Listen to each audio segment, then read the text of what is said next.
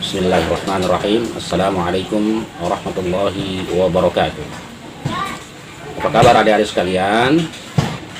Kabar baik? Alhamdulillah. Hari ini apa pelajarannya kita? Ya, hari ini kita belajar tentang sejarah kebudayaan Islam.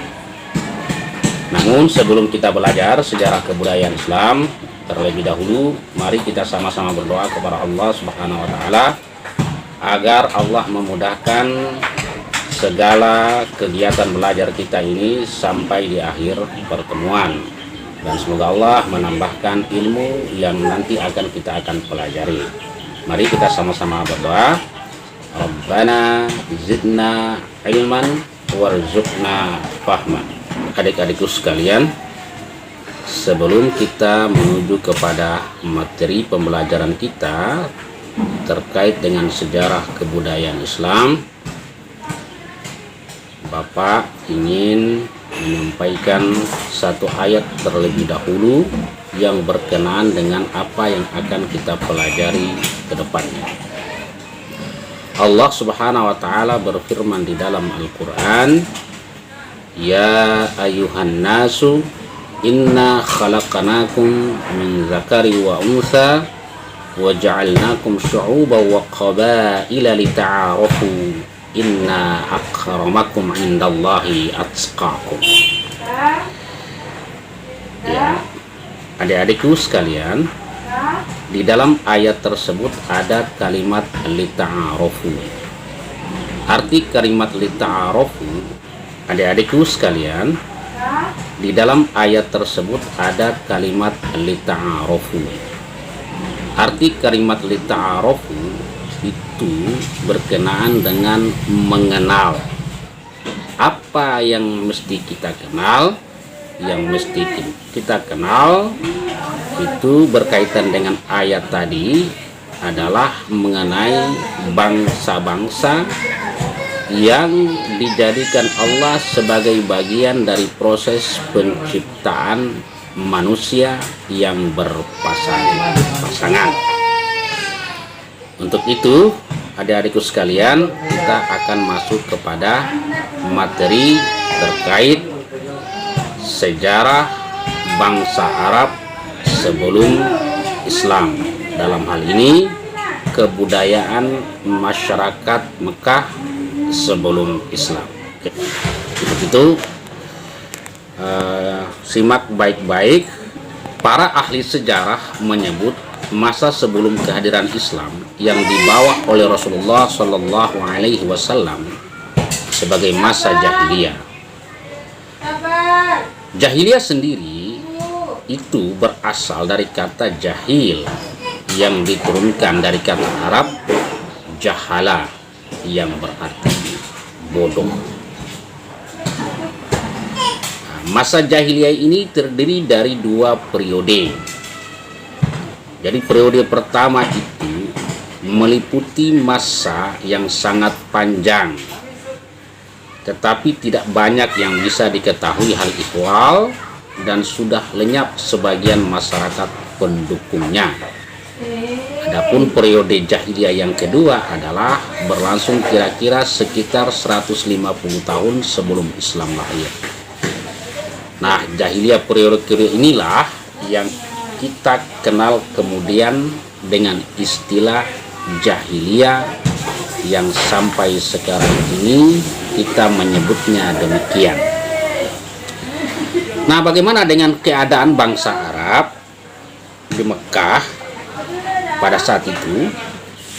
Jadi, bangsa Arab di Mekah pada saat itu terdiri atas gurun pasir yang panas dan gersang pula, dan perilaku masyarakat Mekah sehingga tercermin dalam kehidupan sosial budaya mereka.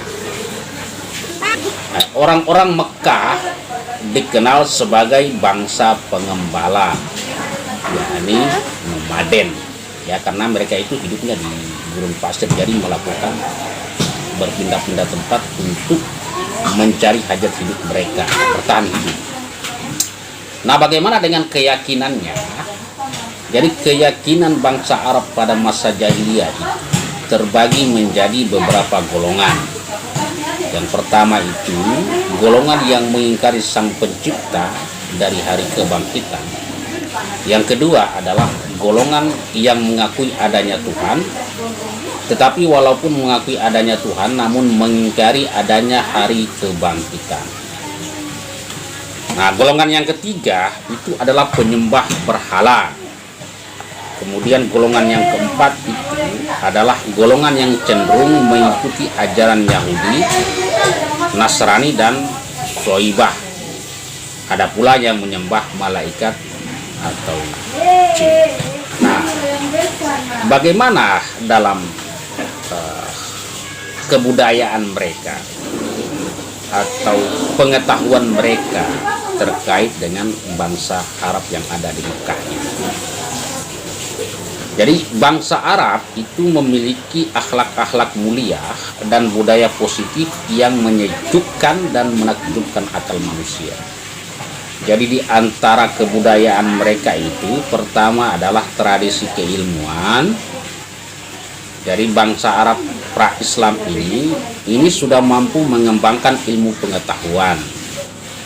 Jadi salah satu bentuk pengembangan ilmu pengetahuan mereka itu melalui ilmu astronomi yang ditemukan oleh orang-orang Babilonia. Kemudian yang kedua itu ada pula yang dikembangkan dalam segi berdagang. Jadi orang-orang Arab itu ya cenderung berdagang ya. Ya melakukan perjalanan kadang dari Mekah ke Syam, ke Yaman dan lain sebagainya ya, ke Syria. Ada pasar juga yang ada di Mekah. Salah satunya itu adalah pasar Ukas ya. Kemudian bertani, orang Arab juga bertani. Kemudian ada orang-orang Arab juga ini bersyair ya. Kemudian menghormati tamu. Kemudian yang keenam itu menepati janji.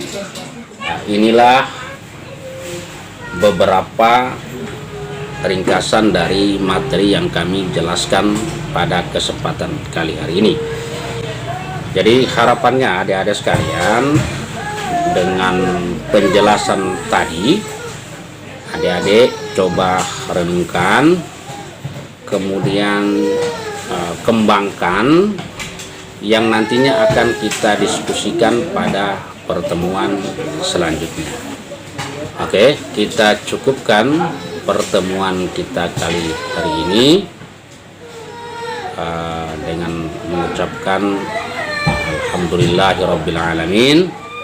Namun sebelum kita menutup perjumpaan kita pada pertemuan ini, mari kita kembali berdoa kepada Allah Subhanahu wa taala agar Allah tetap meningkatkan kualitas keilmuan kita, kualitas pemahaman kita, dan kita pun mampu untuk menjalankan segala apa yang Allah titipkan melalui ilmu itu. Mari sama-sama kita sama-sama berdoa kepada Allah Subhanahu wa taala. Rabbana zidna ilman warzuqna fahman. Demikian, assalamualaikum warahmatullahi wabarakatuh.